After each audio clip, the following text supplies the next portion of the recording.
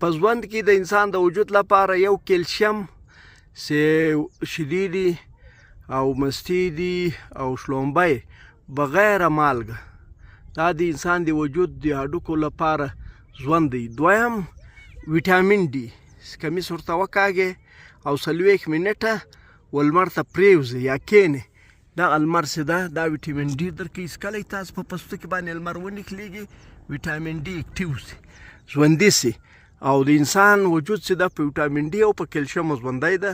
هډوکي دا خوسې دي الله پاک خوسې پیدا کړي دي له دې ګټه واخلئ.